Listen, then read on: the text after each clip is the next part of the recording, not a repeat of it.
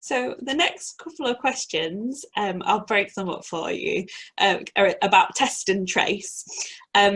So the first one really is about statistics around deaths and hospital bed capacity. So there's been a lot of questions around the fact that these official figures seem to look normal for this time of year.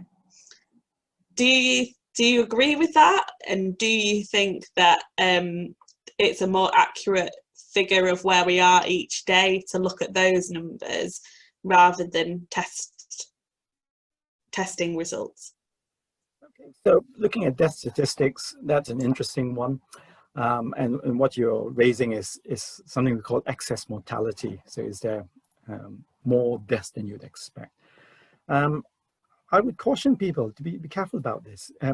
Back in August, September, people were saying, oh, the death rates are very low, and they're not too worried about it. The virus is weakening, and that's one of the myths that was going around. One explanation for that is that a different group of people were being infected. Yeah? So it was the younger generation that were being infected in the early months of the summer. So of course, you're going to get a lower death rate. Whereas if you had infections in the older age group, then you get a lot more deaths. And we saw this in the first wave. Early on, we were looking across to Germany and going, how come the Germans have got such a low death rate compared to us in the UK? Until you looked at who was getting infected in Germany. And again, it was the younger generation in Germany who were getting infected. Hence why they had, well, what I would say it's an artificially low death rate. So be careful how you interpret death rates, because it depends who's getting the infection as to who's dying from it. What's been worrying, and I guess this has led to lockdown too, was that over the last month, we were seeing more infections starting to spill over out of the younger age groups into the older age groups. And that's scary because, as I said, the more people in the older age groups you infect, the more likely you are to get serious outcomes like deaths in that age group.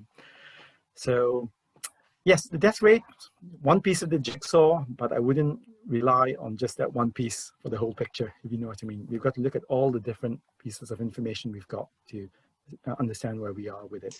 And also on the capacity in hospitals, I understand that certain hospitals have very high numbers of COVID patients coming in, and that is putting a lot of pressure on them, and they're actually full and having to send some of their kind of, I don't want to say normal, because obviously anyone who's in ICU is obviously not very well, but having to send patients without COVID to different hospitals in order to cope.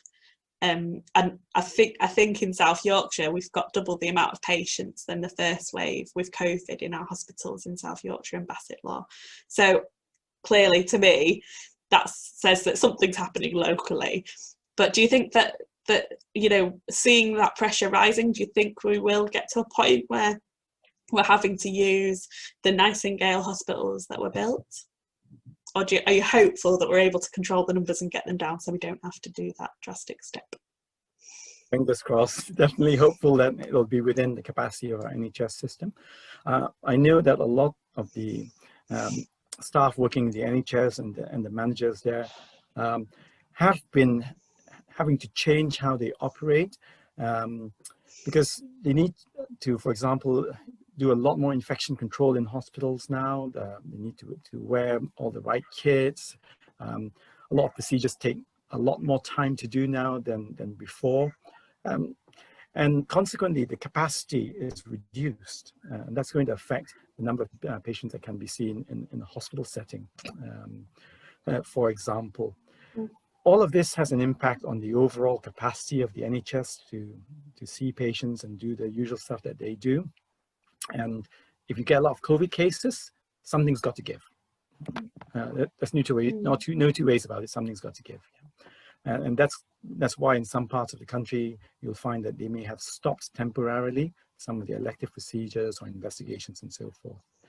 And hopefully when the infection levels settle again, that allows the hospitals to restart a lot of those activities.